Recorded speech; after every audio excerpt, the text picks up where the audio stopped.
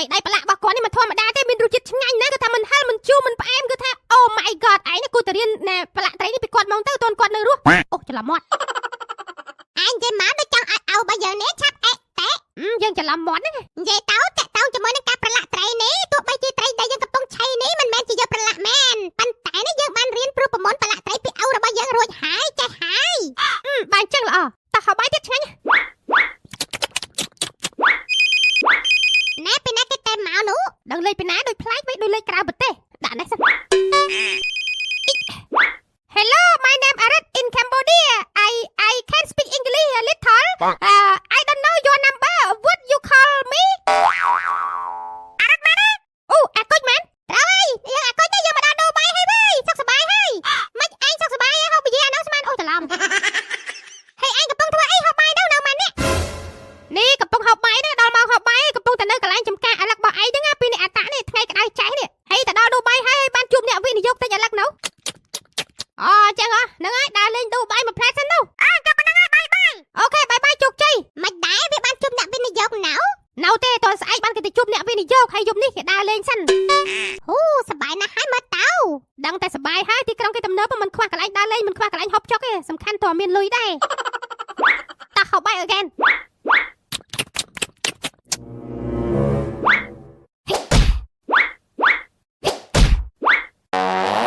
អូយប៉ណ្ណឹងបានទេអ្បាច់ដែរកដោមើលគេដាច់ខ្សែអីខ្លះចៅដាច់ទាំងអស់ហ្នឹងតាអើយខ្សែភ្លើង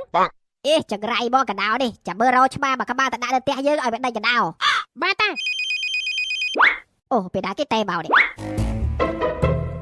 ហៅឡូថេតែមានកាយដែរបាទលោកតាមានគេផ្ដាំថាឲ្យលោកតាទៅផ្ទះមេភូមិផងឲ្យទៅឥឡូវបែបបាទទៅឥឡូវនេះលោកតាតិចទៀតតាទៅដល់ហើយដែលហេរ៉ូចៅតខ្សែភ្លើងឲ្យហើយណាតាទៅផ្ទះមេភូមិទៅជាប់ប្រជុំមួយផ្លែតបាទតាទៅចុះសួស្តីបងប្អូនទាំងអស់គ្នាថ្ងៃនេះខ្ញុំមានដំណឹងមិនសូវល្អមួយចង់ជម្រាបទៅកាន់បងប្អូនហើយដំណឹងថោកសៅដំណឹងអីគេដែរមេភូមិចាំស្ដាប់ខ្ញុំណាខ្ញុំបានធ្វើជាមេភូមិនៅក្នុងភូមិនេះអស់រយៈពេលជាង10ឆ្នាំហើយ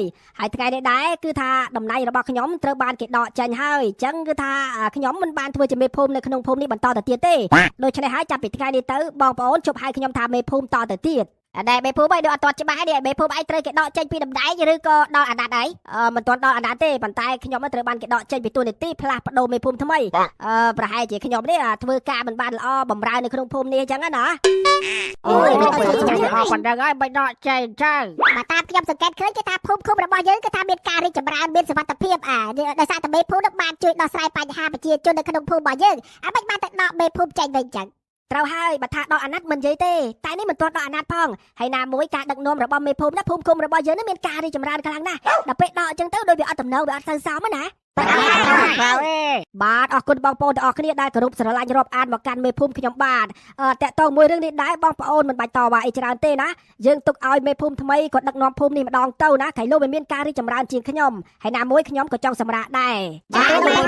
ទទួលបានរូបមេភូមិ